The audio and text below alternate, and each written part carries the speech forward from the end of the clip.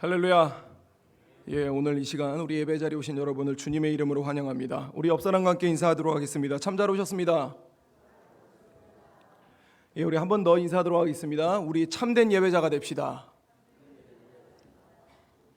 함께 하나님 말씀 보도록 하겠습니다. 오늘 우리가 함께 살펴볼 말씀은 갈라디아서 5장 16절에서 18절까지 말씀입니다.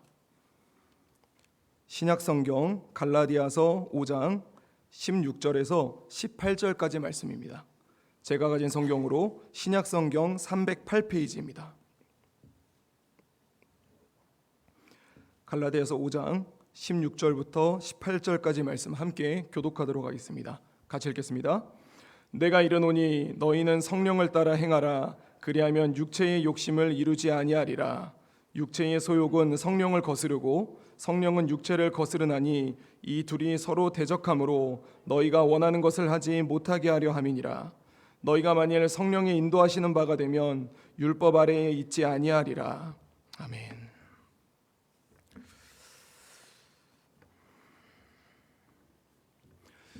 오늘 이 시간 육체와 성령의 싸움이라는 제목으로 함께 하나님의 말씀을 나눌 수 있기를 원합니다. 이제 우리가 내일 모레면은 여러분 무슨 날인지 아세요?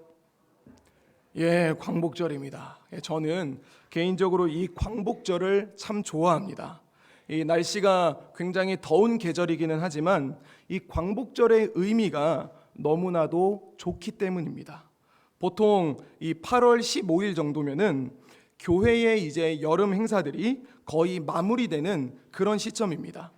혹시 여러분 광복이 어떤 한문으로 지어졌는지 알고 계신가요? 이 빛 광자에 저는 복복인 줄 알았거든요. 그런데 복복이 아니라 빛 광자에 회복할 복자입니다. 다시 얘기하면 그 빛이 회복됐다라는 얘기겠죠. 그래서 요한복음을 보면 예수님을 향하여서 말씀이라고 얘기하는데 그 예수님을 향해서 또 뭐라고 얘기하면은 빛이라고 이야기를 합니다.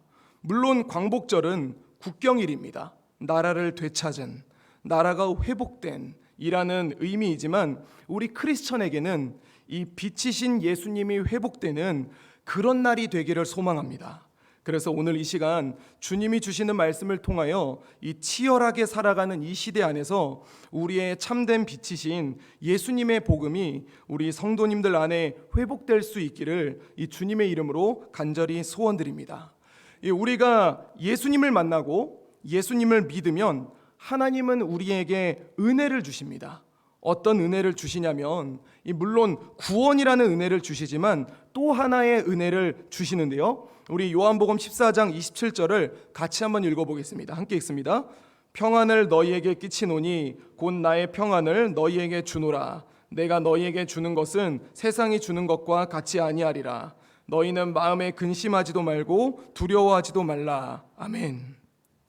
평안을 주십니다. 그런데 이 평안이 어떤 평안인가? 이 예수님의 평안입니다. 예수님의 평안은 세상이 주는 것과 같지 않습니다. 돈이 주는, 명예가 주는, 권력이 주는 그런 것과는 차원이 다릅니다. 그래서 이 평안은 우리 마음 가운데 근심도 없게 하시고 우리 마음 가운데 두려움도 없게 하십니다. 여러분은 어떠세요? 여러분은 이 평안함을 누리며 살아가고 계신가요? 주님은 우리가 어떻게 이 평안을 누릴 수 있다고 말씀하시는가? 그 앞에 구절인 26절을 보면 이렇게 기록됩니다. 우리 26절을 같이 한번 읽어보겠습니다. 함께 읽습니다. 보혜사 곧 아버지께서 내 이름으로 보내실 성령 그가 너희에게 모든 것을 가르치고 내가 너희에게 말한 모든 것을 생각나게 하리라. 아멘. 주님은 우리에게 자신의 영 곧 성령 하나님을 보내주십니다. 그 성령 하나님이 우리에게 모든 것을 가르치시고 예수님의 가르침을 이 생각나게 함으로 말미암아 평안을 누릴 수 있게 하십니다. 그런데 문제는 이 땅에 살아가고 있는 수많은 크리스천들이 이 평안함을 누리지 못하며 살아간다는 것이죠. 이것은 어쩌면 우리도 마찬가지일지도 모릅니다. 그래서 빛이신 주님은 오늘 본문인 갈라디아서를 통해 우리가 다시 한번 주님 앞에 회복될 수 있기를 원하십니다. 갈라디아서는 어떤 성경일까요? 갈라디아서는 이 사도 바울이라는 사람이 기록한 성경입니다. 그래서 사도 바울이 갈라디아 교회에 기록한 편지인데, 근데 바울이라는 사람이 썼던 이 편지들의 특징을 보면은 감사 기도가 있습니다. 그러면서 너희 교회가 이렇게 하심에 감사하다, 이렇게 함에 감사하다, 이거를 내가 너희를 위하여 기도할 때 이런 항목 때문에 내가 감사하다 라고 그렇게 기록을 하는데, 갈라디아서에는 그게 없습니다. 왜 그럴까요? 그 이유는 두 가지 정도로 정리할 수가 있는데, 첫 번째는 이 갈라디아 교회가 가지고 있었던 문제가 시급했기 때문에 그렇습니다. 그리고 두 번째는 갈라디아 교회의 문제가 심각했기 때문에 그런 것이죠. 그렇다면 이 갈라디아 교회는 어떤 것이 문제였을까요? 이 갈라디아 교회에는 거짓 교사들이 들어왔습니다. 거짓 교사들이 들어와서 그들이 활동을 했는데, 그들이 활동함으로 말미암아 이 갈라디아 교회에 여러 가지 문제가 발생을 하는데요. 첫 번째는 다른 복음을 전파하게 됐습니다. 우리 갈라디아서 1장 6절 같이 한번 읽어보겠습니다. 함께 읽습니다. 그리스도의 은혜로 너희를 부르신 이를 이같이 속히 떠나 다른 복음을 따르는 것을 내가 이상히 여기노라. 이게 이제 무슨 얘기냐면, 그들 안에 복음이 있었고 그 복음으로 말미암아 교회가 세워졌었는데, 더 이상 그들에게 복음이 존재하지 않는다라는 거예요. 다른 복음을 복음이라고 여기면서 따라갔었다라는 것이죠. 두 번째는 신자들이 자신을 추종하길 원했더라는 거예요. 거짓 선지자들이, 거짓 교사들이 자기를 따르길 원했다는 겁니다. 이 갈라디아서 5장 7절을 보면은 제가 읽어보겠습니다. 4장 17절 제가 읽어보겠습니다. 그들이 너희에게 대하여 열심내는 것은 좋은 뜻이 아니요 오직 너희를 이간시켜 너희로 그들에게 대하여 열심을 내게 하려 함이라. 우리가 교회가 누구를 위해서 열심을 내야 되겠습니까? 예수 그리스도를 위해서 열심을 내야 되는데, 거짓 교사들은 어떻게 했냐면은 예수 그리스도가 아니라 자신을 위해 열심을 하게 만들었다라는 거예요. 그래서 거기에 있는 사람들이 그렇게 변화되어 간다라는 것이죠. 세 번째는 이 신자들이 진리를 순종하지 못하게 만들었습니다. 이 갈라디아서 5장 7절 제가 읽겠습니다. 너희가 다름질을 잘 하더니 누가 너희를 막아 진리를 순종하지 못하게 하더냐. 이 갈라디아 교회 성도들이 진리대로 살려고 했는데 이 사람들이 그것을 방해했었다라는 것이죠. 그리고 마지막은 뭐냐면 할례를 강요했습니다. 우리 갈라디아서 6장 12절 같이 한번 읽어보겠습니다. 함께 읽습니다. 무릇 육체의 모양을 내려 하는 자들이 억지로 너희에게 할례를 받게 함은 그들이 그리스도의 십자가로 말미암아 박해를 면하려 함뿐이라. 그 결과 이 갈라디아 교회의 성도들은 주님이 주신 평안함을 누리지 못하고 있었습니다. 사랑하는 성도 여러분, 주를 믿는 우리가, 예수님을 믿는 우리가 평안함을 누리지 못한다라는 것은 주님이 보시기에 가장 긴급하고 가장 심각한 문제입니다.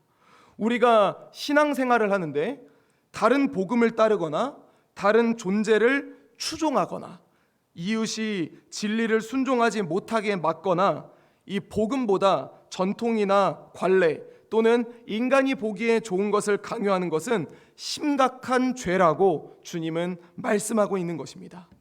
그럼 이제 우리는 이 주제에 대해서 알아보아야 됩니다. 도대체 무엇이 우리의 평안을 가로막고 있는 것인가? 어떤 부분이 우리를 이 심각한 죄로 몰아가고 있는 것인가? 그렇다면 무엇이 이 문제를 해결하게 만드는가? 저는 본문을 중심으로 평안을 가로막는 이 두 가지의 원인과 그것을 해결하는 한 가지의 삶, 즉 세 가지의 요지를 말씀드리고자 합니다. 첫 번째는 이 육체의 욕심입니다. 저는 앞에서 우리가 예수님을 믿을 때 하나님께서 우리에게 성령 하나님을 보내주신다고 말씀드렸습니다. 그런데 이 성령 하나님이 우리 안에 있다 하더라도 아직 우리에게 남아있는 게 있습니다. 뭐가 있냐면 욕심이에요.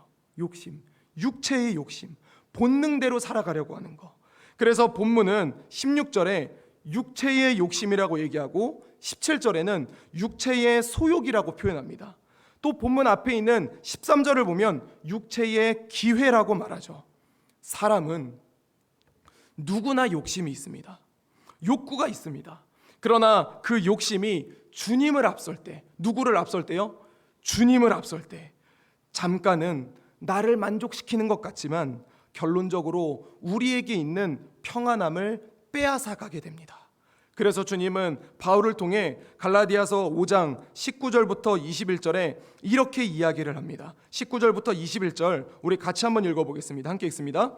육체의 일은 분명하니 곧 음행과 더러운 것과 호색과 20절 우상숭배와 주술과 원수 맺는 것과 분쟁과 시기와 분냄과 당짓는 것과 분열함과 이단과 21절 투기와 술취함과 방탕함과 또 그와 같은 것들이라. 전에 너희에게 경계한 것 같이 경계하노니 이런 일을 하는 자들은 하나님의 나라를 유업으로 받지 못할 것이요. 본문은 이야기합니다. 육체의 일. 그런데 이 육체의 일이라는 것은 솔직히 분명합니다. 그렇게 어렵지가 않습니다. 비밀도 아니고 누구나 사실 인식할 수가 있습니다. 이 본문은 세 가지의 악을 이야기하고 있는데 첫 번째는 나 자신에 대한 악을 얘기를 해요. 그래서 음행과 이 부정결과 호색을 이야기하고, 두 번째는 공동체 내에 있는 이웃에 대한 악에 대해서 얘기를 합니다. 그래서 원한과 분쟁과 시기와 성냄과 이기심과 불화와 파당을 이야기하죠.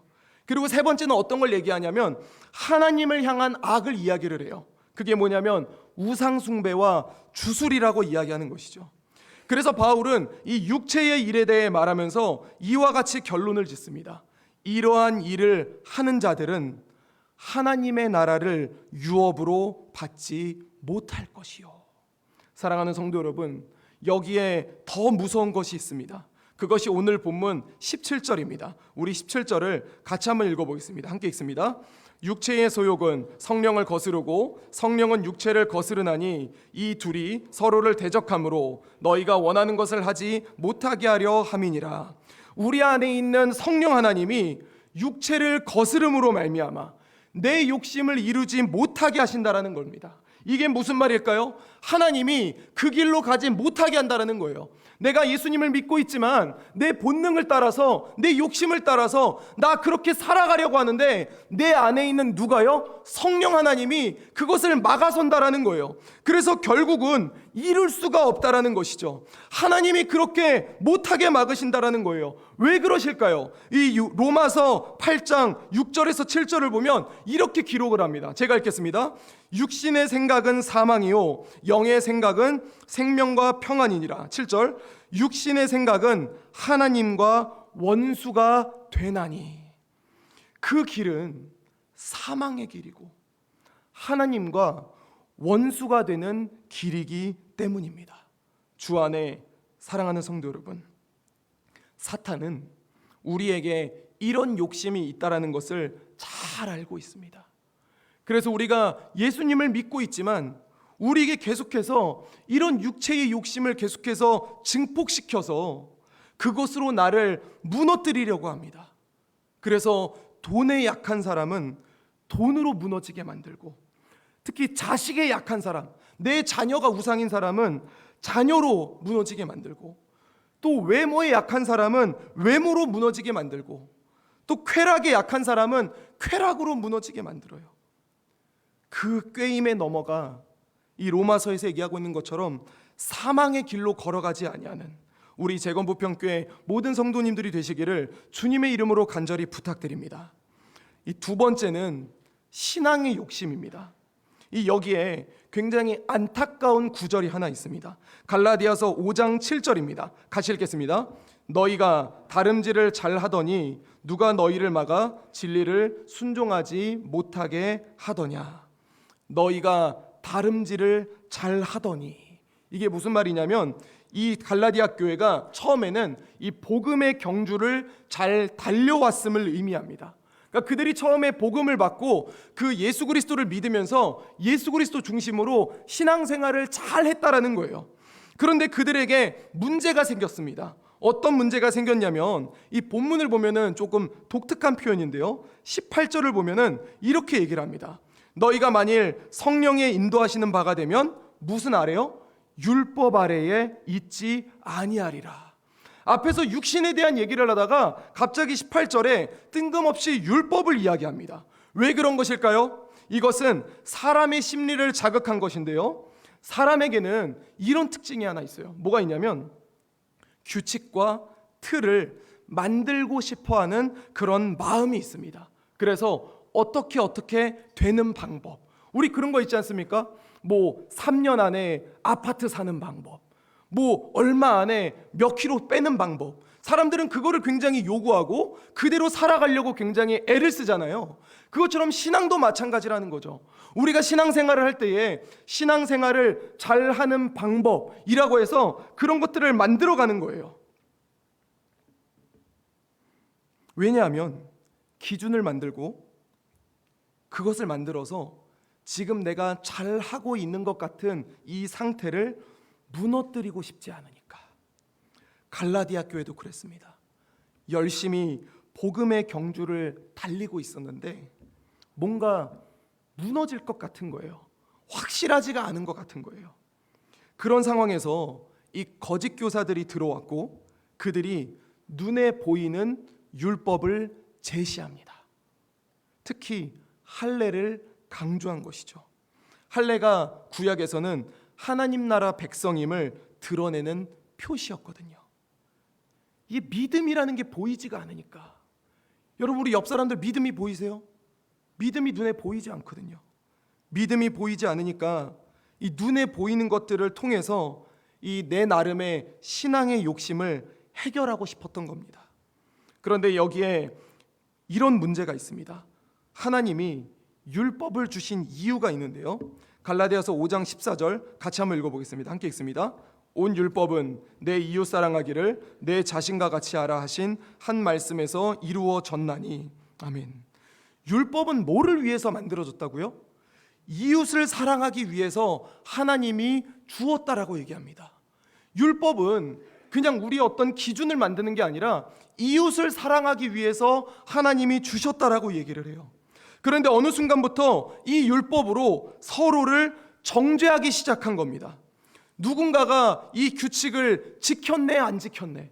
우리가 예배를 드릴 때 누군가 늦게 오면은 어휴 저거 또 늦게 왔어.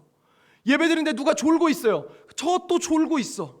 예배 드리는데 누가 막 핸드폰 해요. 어휴 저 또 핸드폰 하고 있네. 그 영혼을 불쌍히 여기는 게 아니라, 아니 예배의 자리까지 와서 말씀에 집중하지 못하는 것을 보며 불쌍히 여기는 게 아니라 어휴 저 또 저래. 저 또 저래. 주일날 예배 한 번 안 나오면은 저 또 예배 안 나와.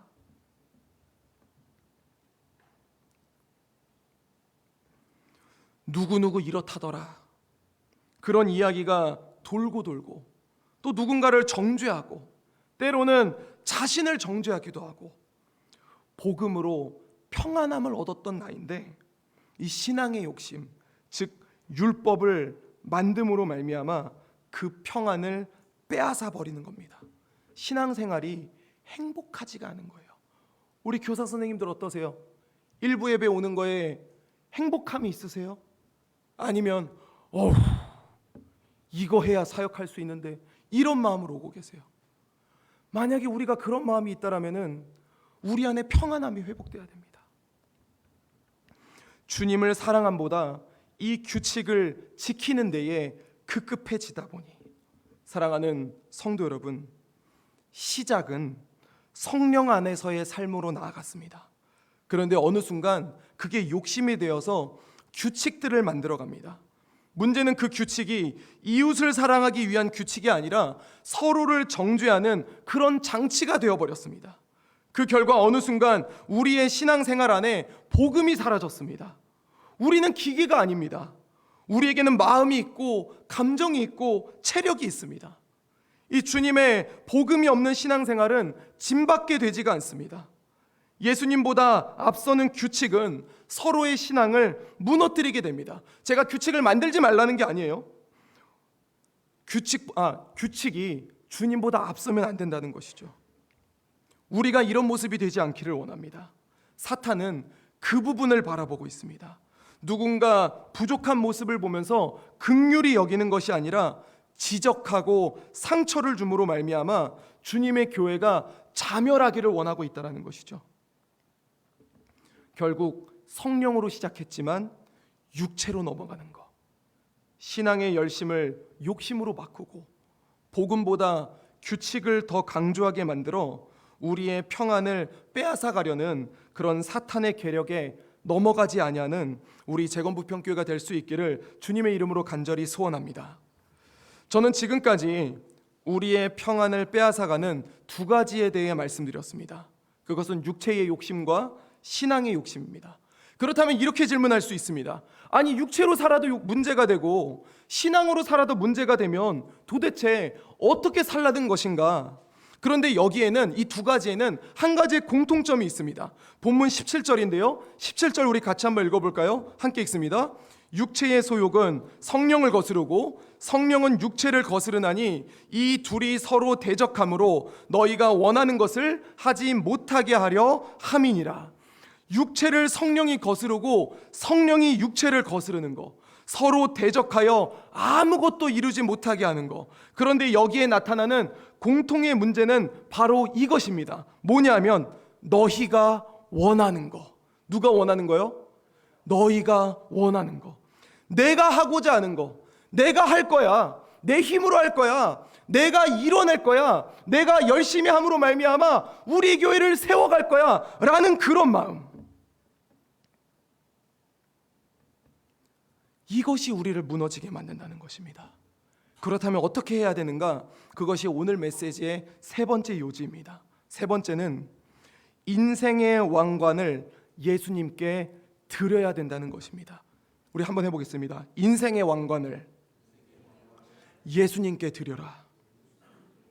본문 17절은 육체와 성령이 대적하여 아무것도 이루지 못하게 했습니다. 그런데 여기에는 너희가 원하는, 즉 자기가 하려고 할 때에 이런 문제가 나타난다고 성경은 가르쳐 줍니다. 그런데 오늘 본문을 보면 성령이 육체를 이기는 장면이 있습니다. 우리 16절과 18절인데요 먼저 16절 읽어보겠습니다. 함께 읽습니다.